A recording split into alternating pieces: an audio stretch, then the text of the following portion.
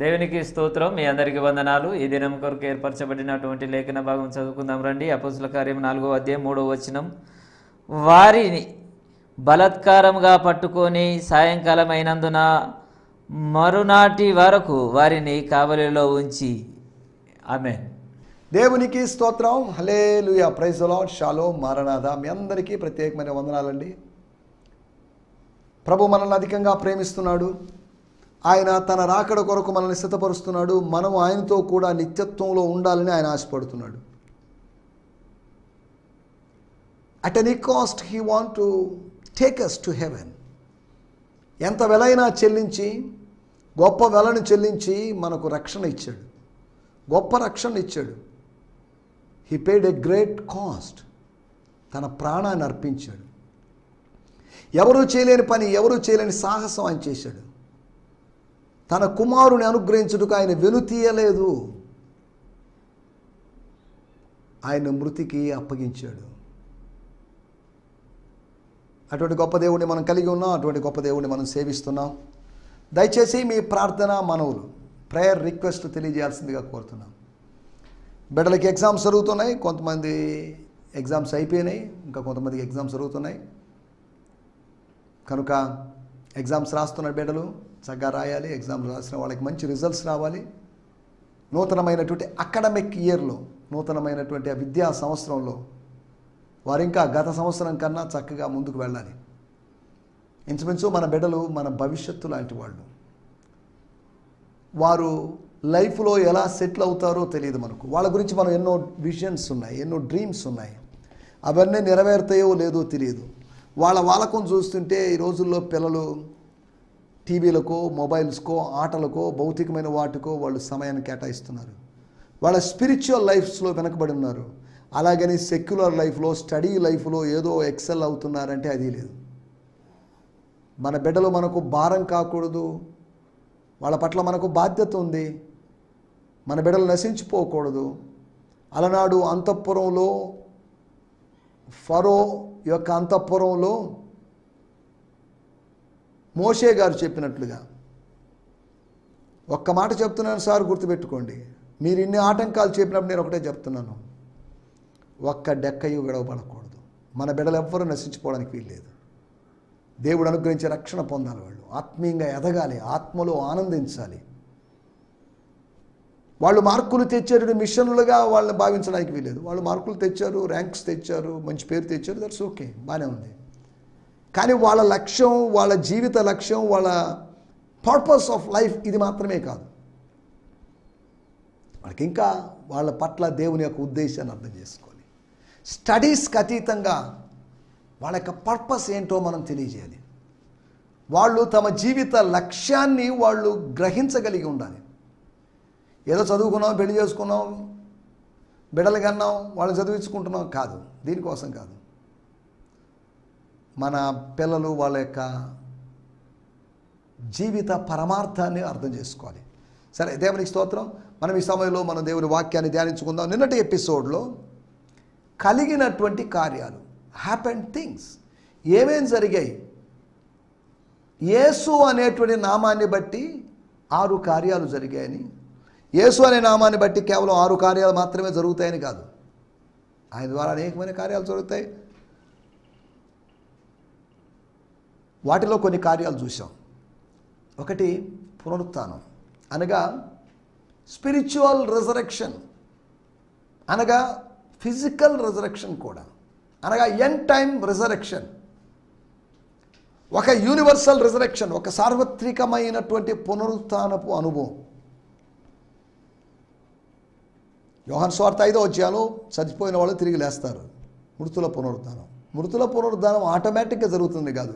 యేసును బట్టి, యేసును దేవుడు మృతుల్లోంచి లేపాడు కాబట్టి యేసు యొక్క సహోదరులను, అనగా మనల్ని, యేసు యొక్క తమ్ముళ్ళని, లేకపోతే యేసు యొక్క శిష్యుల్ని, యేసు యొక్క సేవకులైన మనల్ని ఆయన బతికించాలని చూస్తున్నాడు. ఆయన చెప్పాడు, నా యందు విశ్వాసం ఉంచువాడు ఎన్నటికీ చనిపోడు. ఒకవేళ చనిపోతే, లాజరు చనిపోయినట్టు చనిపోతే నాయీను అనే ఊర్లోని ఆ విధవరాలి కుమారుడు చనిపోతే, సమాజ మందిరపు అధికారి కుమార్తె చనిపోతే నో ప్రాబ్లం, వాళ్ళు లేచారు. యేసు లేచాడు, యేసు ప్రజలు లేపాడు. యేసును బట్టి ప్రజలు లేస్తారు. దేవుని స్తోత్రం, హల్లెలూయా. పునరుత్థానం కలిగిందని, ప్రభువునందలి విశ్వాసం కలిగిందని, అవిశ్వాసాన్ని తొలగించబడి అవిశ్వాసపు స్థానములో ఆత్మ సంబంధమైన విశ్వాసం కలిగిందని, దేవుని మీద నమ్మకం పుట్టిందని 5,000 మంది జీవితంలో 5,000 మందికి వేరు అనుభవాలు కలిగి ఉండొచ్చు. కానీ 5,000 మంది ఇంచుమించు ముక్త కంఠంతో ఏకకంఠంతో ఒక మాట చెప్పగలరు, మాలో విశ్వాసం పుట్టింది, యేసు మీద విశ్వాసం పుట్టింది, పునరుత్థానుడైనటువంటి యేసు మీద విశ్వాసం పుట్టింది. ఈ సంగతులకు, యేసుకు లేకపోతే యేసు కార్యాలకు, యేసు యొక్క సేవ కొనసాగుతుంది అనడానికి 8,000 మందికి పైగా సాక్ష్యాలు ఉన్నాయి, సాక్షులు ఉన్నారు. 8,000 అంటే అపోస్తల కార్యం 2వ అధ్యాయంలోని 3,000 మంది, 4వ అధ్యాయంలోనే 5,000 మందిని ఉద్దేశించి 5 + 3 8,000. స్తోత్రం, హల్లెలూయా. 5,000 + 3,000 లేకపోతే 3,000 + 5,000 8,000, ఖచ్చితంగా 8,000 అని కాదు, ఇంకా ఎక్కువ కూడా ఉండొచ్చు.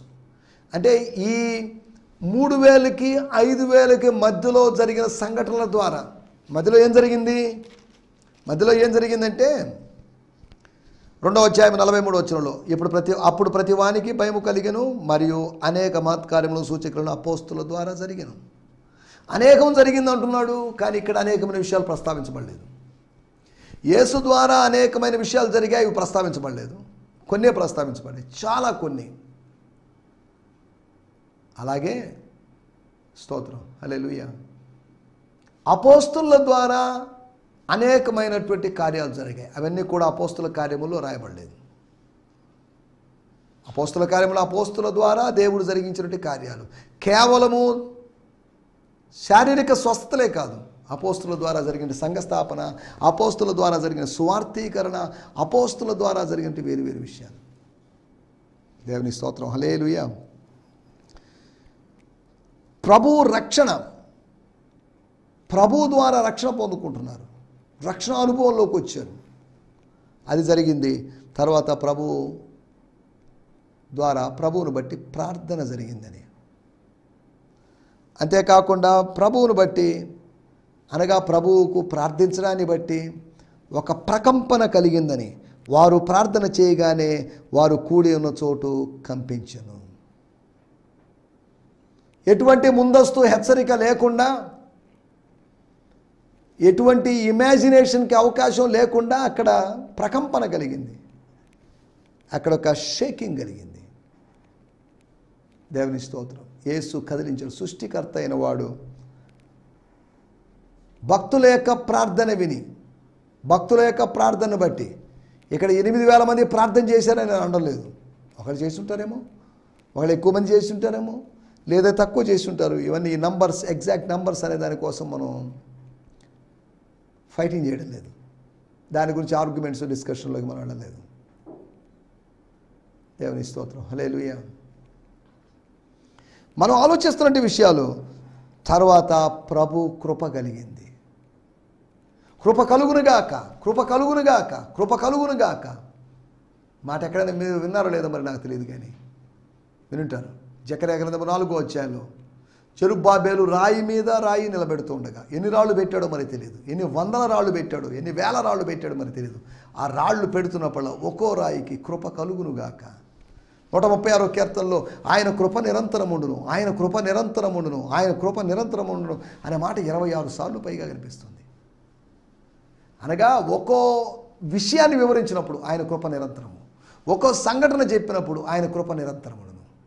ఒక రాజును చంపాడని చెప్పినప్పుడైనా, లేకపోతే ప్రజలకు దేన్నో అప్పగించాడని చెప్పినప్పుడల్లా ఆయన కృప నిరంతరముండును. అలాగైతే ఇక్కడ రాతి మీద రాయి పెడుతున్నప్పుడు కృప కలుగునుగాక.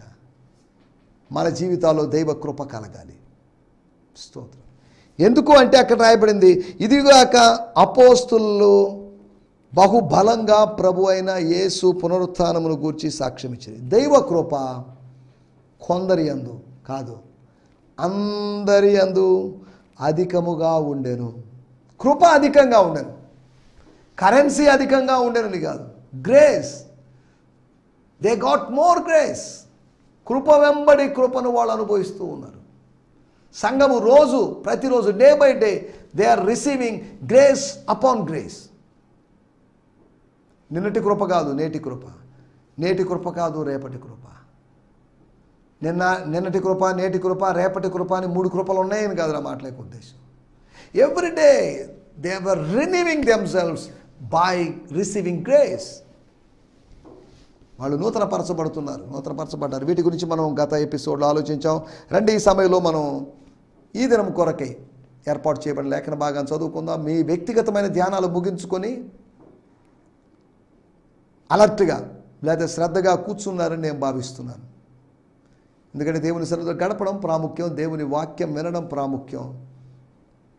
ఉదయకాలం మీకు దైవస్వరం వినేటువంటి అనుభవం కావాలి. దేవుని స్వరం వినాలి మీరు. ప్రతిదినము నా గడప యొద్ద కనిపెట్టుకొని ఉండేవారు ధన్యులని సామెతల గ్రంథం 8వ అధ్యాయంలో చూస్తున్నాం. ఆయన గడప దగ్గర కనిపెట్టి ఉంటే, లాజరులాగా కనిపెట్టుకుని ఉంటే ధనవంతుడి దగ్గర. లాజరు ఎన్ని సంవత్సరాలు బతికాడో మరి తెలియదు. లూకా సువార్త 16వ అధ్యాయంలో లాజరు, యోహాను సువార్త 11వ అధ్యాయంలో లాజరు కాదు. ధనవంతుని వాకిట ఉన్నటువంటి వ్యక్తి జీవితకాలం అంతా పోషించబడ్డాడు. అలాగైతే దేవుని వాకిట ఉన్నవాడు, దేవుని వాకిలు అంటే దేవునికి ఇల్లు ఎక్కడుంది? ఈ ప్రపంచమంతా ఆయన ఇల్లే. భక్తులు కూడుకునే చోటు ఆయన ఇల్లు లాంటిది. భక్తుల యొక్క స్తుతులు ఆయన నివాస స్థలము లాంటిది, ఒక ఇల్లు లాంటిది. దేవుని స్తోత్రం, హల్లెలూయా. రండి, ఈ సమయంలో మనం దేవుని వాక్యాన్ని ధ్యానించుకుందాం. మనం అపోస్తల కార్యములు ధ్యానాల్లో ఉన్నాం. అపోస్తల కార్యములు 4వ అధ్యాయంలో ఇంచుమించు ఇప్పటి వరకు ఒక 7-8 సందేశాలు అయిపోయాయని నేను భావిస్తున్నాను. ఇంకా మనం ఈ నెలంతా అపోస్తల కార్యములు 4వ అధ్యాయం ధ్యానించుకుంటాం. తర్వాత 5వ అధ్యాయంలోకి వెళ్తాం. ఇలాగా అధ్యాయాలు వెంబడి అధ్యాయాలు మనం ప్రయాణం చేస్తాం. అపోస్తల కార్యములు అనేటువంటి పుస్తక అరణ్యములో మనం ఉన్నాం. ఈ అరణ్యములో రకరకాల చెట్లు దాటుకొని డీప్గా వెళ్ళిపోతున్నాం. లేదా అరణ్యాన్ని దాటుకొని రోమా పత్రిక అనేటువంటి లేదా రోమా పట్టణంలోకి మనం వెళ్తాం. దేవుని స్తోత్రం, హల్లెలూయా. సరే, రండి మనం ఈ సమయంలో దేవుని వాక్యాన్ని ధ్యానించుకుందాం. మన ధ్యానం నిమిత్తమై అపోస్తల కార్యములు 4వ అధ్యాయము 3వ వచనం. వారిని బలాత్కారముగా పట్టుకొని సాయంకాలమైనందున మరునాటి వరకు వారిని కావలిలో ఉంచిరి. దేవుని స్తోత్రం, హల్లెలూయా. They had them arrested, and since it was already evening, they kept them in custody until the next day. వారిని వీళ్ళు అరెస్ట్ చేశారు. ఎవరిని? పేతురు, యోహాన్ని. And since it was already evening, అది సాయంకాలం కాబట్టి అవసరమైతే రేపైనా వాళ్ళని అరెస్ట్ చేయొచ్చు, ఉదయమైనా అరెస్ట్ చేయొచ్చు. హడావిడిగా వాళ్ళని అప్పటికప్పుడు అరెస్ట్ చేశారు. చీకటి పడుతుందని, కొత్త దినం ఆరంభమవుతుంది అనే విషయాలు ఎరిగినప్పటికీ కూడా అరెస్ట్ చేయడం విషయంలో ఆలస్యం చేయలేదు. They were already evening, they kept in custody until the next day వరకు కస్టడీలో, రిమాండ్లో ఉంచారు వాళ్ళని, జైల్లో ఉంచారు వాళ్ళని. అనగా వాళ్ళు జైల్లో వేయబడ్డారు. అనగా సాయంకాలం అయినందున, అంటే దాని అర్థం ఏంటంటే అపోస్తల కార్యములు 3వ అధ్యాయములో పగలు 3 గంటలకు ప్రార్థనా కాలమును అని రాయబడింది. అనగా 3 గంటల నుంచి సాయంకాలం అయినందున, అనగా ఒక న్యూ డే అంటే 6 గంటలు, అనగా 3 గంటల కాలములో 4వ అధ్యాయము 3వ వచనము లేదా 3వ అధ్యాయం 1వ వచనానికి మధ్యలో గ్యాప్, 3 గంటల గ్యాప్. ఈ 3 గంటల్లో అద్భుతం జరిగింది. 3 గంటల్లో అద్భుతాన్ని గురించి వివరణ, ఎందుకు జరిగింది, ఏంటి, అసలు ఏంటి, మీరేం చేయాలి, మీరేం తెలుసుకోవాలి, యేసు ప్రభు చేసిన కార్యానికి మీరు ఎలా స్పందించాలి అనేటువంటి వివరణలు ఇచ్చాడు. దేవుని స్తోత్రం, హల్లెలూయా. మనం ఆలోచిస్తున్నట్టు విషయాల్లోకి వచ్చేద్దాం. ఎన్ని గంటల తర్వాత అయినా దైవ కార్యాలు జరుగుతాయి? 3 గంటల తర్వాత. దేవుని స్తోత్రం. అరే, దేవాలయానికి వెళ్ళిన వాళ్ళు తిరిగి రాలేదే, ఏమైంది వాళ్ళకి? అక్కడికి పోయి ఏదో చేసినట్టున్నారు, వాళ్ళు పోయి అరెస్ట్ చేశారు. న్యూస్ వచ్చింది మిగతా వాళ్ళ దగ్గరికి, 8,000 మంది దగ్గరికి న్యూస్ వచ్చింది. ఏంటంటే పేతురు పాస్టర్ని, యోహాన్ పాస్టర్ని అరెస్ట్ చేసేశారు. అరే అదేంటిది? ఒకవేళ అక్కడ ఉన్నట్టు పుట్టినది మొదలుకొని కుంటివాడైన వ్యక్తి, అవునండి వాళ్ళని అరెస్ట్ చేశారు, మేము సాక్షులు, మేము ఉన్నాం, మేము చూస్తున్నాం కానీ అరెస్ట్ చేశారు, వద్దని వారించినా వద్దని చెప్పినా కానీ వాళ్ళు వెళ్ళలేదు, అరెస్ట్ చేశారు. దేనికి అరెస్ట్ చేశారు? వాళ్ళు సువార్త చెప్తున్నారు కాబట్టి అరెస్ట్ చేశారు. ఈ రోజులో సువార్త చెప్పడం లేదు కాబట్టి ఎవరిని అరెస్ట్ చేయడం లేదు. సువార్త చెప్పినప్పటికీ, సువార్థికుడు బందీ అయినప్పటికీ కూడా సువార్త బందీ కావడం లేదు. నేను వచ్చి క్రీస్తు కొరకు చెరలో అనేది మన టైటిల్. క్రీస్తు కొరకు చెరలో, జైల్లో, శిక్షలో, పనిష్మెంట్లో. టార్చర్ ఫర్ క్రైస్ట్ అనేటువంటి సంస్థ, టార్చర్ ఫర్ క్రైస్ట్, టిఎఫ్సి అనేటువంటి సంస్థ ఢిల్లీలో ఉంది. డాక్టర్ పిపి జోబ్ గారు దీనికి చాలా కాలం అధ్యక్షులు వహించారు. అది రిచర్డ్ వున్బ్రాండ్ అనేటువంటి ఆ దైవజనుని యొక్క దర్శనం లేదా ఆయన పరిచర్య. రిచర్డ్ వున్బ్రాండ్ ఆయన కమ్యూనిస్ట్ దేశాల్లో, రష్యా దేశంలో ఆయన సువార్త ప్రకటిస్తూ ఆయన తీవ్రంగా శిక్షించబడ్డాడు. భూమికి అనేక అడుగుల లోతు గుంట తీసేసి ఆ గుంటలో పడేశారు ఆయన్ని. చీకటి, అక్కడ ఏముండదు, వెలుతురు కూడా లేదు. అప్పుడప్పుడు ఆకలిగా ఉన్నటువంటి ఎలుకల్ని అక్కడికి పంపించేవాళ్ళు. అక్కడే టాయిలెట్, అక్కడే అన్నీ చేసుకోవాలి. ఇది అంత ఘోరమైన పరిస్థితి. రిచర్డ్ వున్బ్రాండ్ జీవిత చరిత్ర పుస్తక రూపంలో అందుబాటులో ఉండొచ్చు. అందులో వచ్చి కొన్ని భాగాలు నేను చదివాను. ఆ చెరసాలలో ఉన్నప్పుడు, ఆ సాలిటరీ కన్ఫైన్మెంట్లో ఉన్నప్పుడు ఆయన రాసినటువంటి, ఆయన మనసులో వచ్చిన కొన్ని సందేశాలు తర్వాత దానిలోంచి బయటకు వచ్చిన తర్వాత పుస్తక రూపంలో చేశారు. చాలా అద్భుతమైన పుస్తకం అది. ఇది ఇంగ్లీష్లో ఉంది, తెలుగులో ఉందో లేదో నాకు తెలియదు. సరే, ఏదేమైనప్పటికీ మనం ఇక్కడ ఆలోచిస్తున్న విషయాల్లోకి వచ్చేద్దాం. They were in the jail. కటకటాల మధ్యలో, సంఖ్యల మధ్యలో, శ్రమల మధ్యలో బందీలుగా, విశాలమైనటువంటి 4 గోడల మధ్యలోని కాదు, ఇరుకైనటువంటి 4 గోడల మధ్యలో దేవుని సేవకులు. దేవుని స్తోత్రం. క్రీస్తు కొరకు చెరలో. మన మూల వాక్యం మనం చదువుకున్నాం, వాడుక భాషలో కూడా మనం దాన్ని చదువుకుందాం. 4వ అధ్యాయము 3వ వచనం. స్తోత్రం. వాళ్ళు పేతురు యోహానును బంధించారు. ఎవరు? సదుకాయలు, యాజకులు, దేవాలయపు అధిపతి వాళ్ళని బంధించారు. ఇద్దరిని ఇంతమంది బంధించారు. అప్పటికే సాయంకాలం అయి ఉండటం వల్ల మరుసటి రోజు దాకా వాళ్ళను బంధించారు. మరుసటి రోజు వరకు వారిని కావలిలో ఉంచారు, అనగా వాళ్ళని బందీలుగా ఉంచారు. అపోస్తలుడైన పౌలు అన్నాడు, నా బంధకములో నేను కనిన నా కుమారుడు. బంధకాలలో ఉన్నావేమో, బంధకాలలో ఉన్నవారిని జ్ఞాపకము చేసుకోండి అనే మాట మనం లేఖనాల్లో చూస్తాం. బంధకాల్లో ఉన్న వాళ్ళని మనం జ్ఞాపకం చేసుకోవాలి. ఎందుకంటే మనము బంధకాల్లో ఉన్న వాళ్ళమే, బంధకాల నుంచి మనం విడిపించబడ్డాం. దేవుని స్తోత్రం. హెబ్రీయులకు రాసిన పత్రిక 13వ అధ్యాయము 2-3 వచనాల్లో రాయబడింది, మీరును వారితో కూడా బంధింపబడినట్లు, మీరును వారితో కూడా బంధింపబడినట్లు బంధకములోనున్న వారిని జ్ఞాపకము చేసుకొనుడి. మీరును శరీరముతో ఉన్నారు గనుక కష్టములు అనుభవించుతున్న వారిని జ్ఞాపకము చేసుకోండి. వివాహం అనే విషయాలు ఘనమైంది అని చెప్పడానికి ముందు చెప్పినట్టు మాటలు మనం అక్కడ ఆలోచించాలి. మీరు బంధకాల్లో ఉన్న వారిని జ్ఞాపకం చేసుకోవాలి. చెరసాల్లో ఉన్నటువంటి వాళ్ళని మనం జ్ఞాపకం చేసుకోవాలి. అనగా వాళ్ళ దగ్గరికి వెళ్ళి పరిచయం చేయడం అని కాదు, చేయొచ్చు, తప్పేం లేదు. నేను చదువుతున్నాను, and show hospitality to strangers. Okay, 3వ వచనం.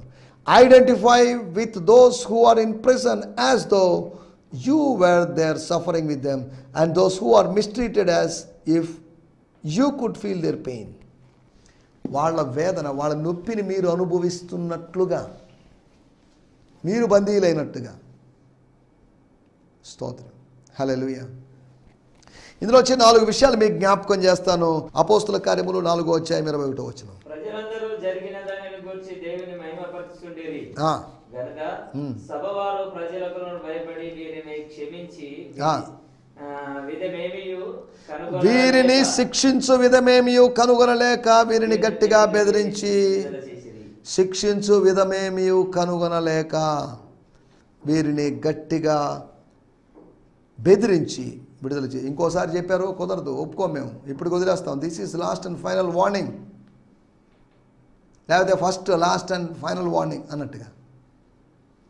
స్తోత్రం. క్రీస్తు కొరకు చెరలో వాళ్ళు ఇంతకుముందు ఎప్పుడు చెరసాల్లో వేయబడిన వాళ్ళు కాదు. ఫస్ట్ టైం వాళ్ళ యొక్క జైలు ఎక్స్పీరియన్స్ చూడండి. క్రీస్తు కొరకు మనం అనగా జైల్లో ఉండడం వాళ్ళు ఆరంభించారు. They began to be in prison. వాళ్ళ యొక్క జైలు చరిత్ర, జైలు జీవిత చరిత్ర ఆరంభమైంది. వాళ్ళ సేవలో ప్రిజన్ మినిస్ట్రీ అనే ఒక మినిస్ట్రీ కొత్తగా ఓపెన్ అయింది. ఆ పరిచర్య కొరకు చెరసాలలో పరిచర్య కొరకు ద్వారాలు తెరవబడ్డాయని మనం అర్థం చేసుకోవచ్చు.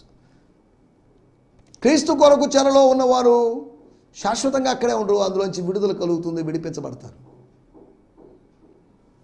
దేవుని స్తోత్రం. మొట్టమొదటి విషయం, వేసిన వారే వాళ్ళని విడిపించారు. చెరలోంచి ఎలా విడుదల కలిగిందంటే, ఎవరైతే చెరసాల్లో వేశారో వాళ్ళే వీళ్ళని విడిపించారు. ఎవరైతే గాయపరిచారో వాళ్ళే గాయములను కడిగి శుభ్రపరిచారు, డ్రెస్సింగ్ చేశారు, లేదా దానికి చికిత్స చేశారు అని అపోస్తల కార్యములు 16వ అధ్యాయంలో మనం చూడగలం. స్తోత్రం. మనం ఆలోచిస్తున్నట్టు విషయం ఏంటంటే, వారు విడుదల పొందిరి. ఎలాగా? విడుదల పొందడానికి ముందుగా గట్టిగా బెదిరించారు, వార్నింగ్ ఇచ్చారు. చంపేస్తాం, నరికేస్తాం, ఏదో ఒకటి చేసేస్తాం, మిమ్మల్ని లేకుండా చేస్తాం, మీ సేవను ఆపేస్తాం, మీ ప్రార్థనలు జరగనీయకుండా చేస్తాం అని ఇలా రకరకాల బెదిరింపులు కావచ్చు. గట్టిగా బెదిరించి విడుదల చేసిరి. చూడండి, ఆటోమేటిక్గా వచ్చినటువంటి విడుదల, ఇది అన్ఎక్స్పెక్టెడ్గా వచ్చినటువంటి విడుదల.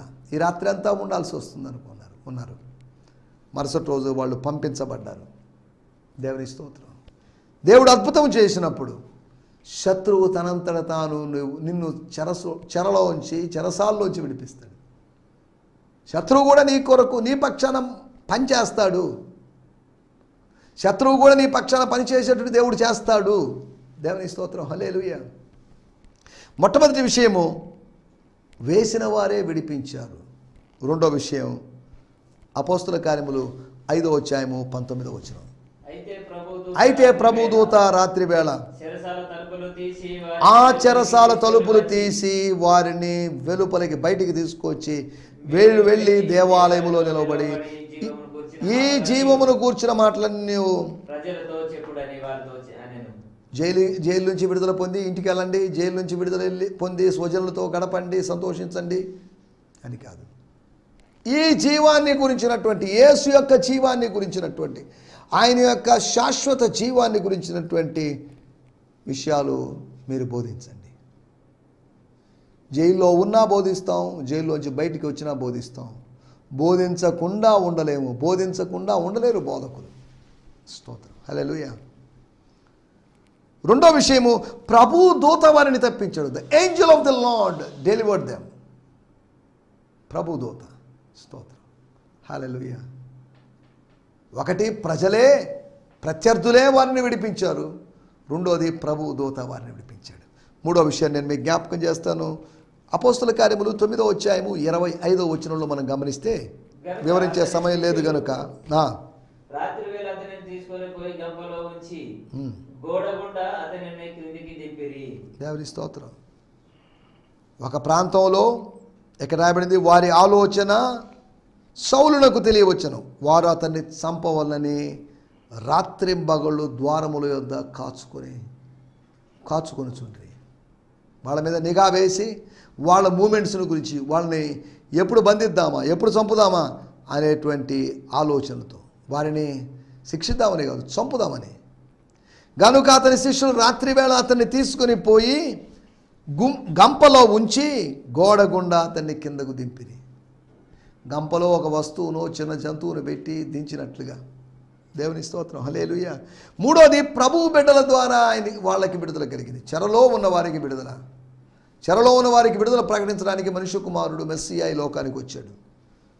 ఒకటి ప్రత్యర్థుల ద్వారా లేకపోతే వేసిన వారి ద్వారానే విడుదల, రెండోది ప్రభు దూత ద్వారా విడుదల, మూడోది ప్రభు బిడ్డల ద్వారా విడుదల, తర్వాత నాలుగోది అపోస్తుల కార్యములు 16వ అధ్యాయము 26వ వచనం. మనకందరికీ తెలిసిన వాక్య భాగమే 16వ అధ్యాయము 26వ వచనం. అప్పుడు అకస్మాత్తుగా మహాభూకంపం కలిగెను, చెరసాల పునాదులు అదిరెను, వెంటనే తలుపులన్నీ తెరుచుకొనెను, అందరి బంధకాలు ఊడెను. పౌలు శీలల బంధకాలు మాత్రమే కాదు, అందరి బంధకాలు ఊడెను. అద్భుతం. కొందరి కాదు, అందరి బంధకాలు ఊడెను. బంధకాలు ఊడాలి, సంఖ్యలు తెగాలి, బానిసత్వపు సంఖ్యలు తెగిపోవాలి, పాపపు సంఖ్యలు తెగిపోవాలి, రోగపు సంఖ్యలు తెగిపోవాలి. అందరి సంఖ్యలు, స్తోత్రం, హల్లెలూయా, అందరి బంధకములు ఊడెను. ప్రభుత్వం యొక్క బంధకాలని, అధికారుల యొక్క బంధకాలని ఓడగొట్టింది దైవికమైన శక్తి. దేవుని స్తోత్రం, హల్లెలూయా. నాలుగోది క్రీస్తు కొరకు చెరలో ఉన్నవారు, చెరలో వేయబడిన వారికి కలిగిన విడుదల. 4 విధాలైన విడుదలకు ఉదాహరణలు నేను మీకు గుర్తు చేస్తున్నాను. ఒకటి, వేసినట్టు వారే విడిపించారు. రెండోది మనం ఆలోచించిన విషయం, ప్రభు దూతను పంపి ప్రభువే విడిపించాడు. స్తోత్రం. దూతను పంపించాడు తన కోసం. మనిషి కోసం దేవుడు దూతలను పంపిస్తాడు, దూతల కోసం దేవుడు మనుషులను పంపించడు. దేవుని స్తోత్రం, హల్లెలూయా. రెండో విషయము, ప్రభు దూత. ఏ దూత మరి పేరు తెలియదు. మికాయేలా లేదా మైకేలా, లేదు అంటే గాబ్రియేలా ఎవరో మరి మనకు తెలియదు. దేవుని స్తోత్రం. ప్రభు దూత ఎవరు అనేది కాదు, కానీ ప్రభు ద్వారా జరిగిన విడుదలను బట్టి మనం ప్రభువును స్తుతిస్తున్నాం. తర్వాత ప్రభు బిడ్డల ద్వారానే, శిష్యుల ద్వారానే కలిగినట్టు విడుదల గురించి మనం చూసాం. తర్వాత ప్రభు కార్యము ద్వారా, ప్రభు అకస్మాత్తుగా భూకంపాన్ని కలిగించడం ద్వారా. అపోస్తుల కార్యములు 4వ అధ్యాయంలో మనం ఇంతకుముందు చదివినట్లుగా వారు కూడి ఉన్న చోటు కంపించను. అటువంటి కంపనం, ఒక ఎర్త్ క్వేక్, బంధకాలు ఊడిపోయి చెరసాల యొక్క పునాదులు అదిరే విధంగా నువ్వు ఎక్కడున్నా కానీ, బందీగా ఉన్నా కానీ దేవుడు నీకు స్వాతంత్ర్యాన్ని ఇవ్వడానికి సిద్ధంగా ఉన్నాడు. ఆయన పక్షాన నువ్వు శ్రమ అనుభవిస్తున్నట్టయితే, చెరను అనుభవిస్తున్నట్టయితే చెరలో నుంచి ఆయన నిన్ను విడిపిస్తాడు. ఈ శరీరములో మనం బందీలంగా ఉన్నాం, ఈ శరీరపు చెరలో ఉన్నాం, ఈ చెరలోంచి ఆయన విడిపిస్తాడు. ఆ విడుదల కోసం మనము ఎదురు చూస్తున్నాం. ఇటు మరణమునకు లోనగు శరీరం నుంచి నన్ను ఎవరు విడిపిస్తారు అని భక్తుడు కేకలు వేశాడు. నా మాటలు నేను ఇక్కడ ముగిస్తున్నాను. కనుక ప్రభు యొక్క విడుదల కార్యాలు, ప్రభు మనల్ని విడిపించే విధానాలను జ్ఞాపకం చేసుకుంటూ, క్రీస్తు కొరకు చెరలో ఉన్నా కానీ క్రీస్తును పాడి మయంపరచడానికి ప్రభు మనకు సాయం చేయనుగాక. ఆమేన్, హల్లెలూయా, లేలుయా. మీ అందరికీ వందనాలండి. ప్రభు చిత్తమైతే వచ్చే ఎపిసోడ్లో కలుసుకుందాం. ఈ సందేశము మీకు ఆశీర్వాదకరంగా ఉందని నమ్ముచున్నాము. ప్రార్థన అవసరతల కొరకు మమ్మల్ని సంప్రదించవలసిన మా చిరునామా గిద్యోన్ మిషన్ చర్చ్, 6వ వీధి, శాంతినగర్, నెల్లూరు 4, ఆంధ్రప్రదేశ్. పిన్ 524004.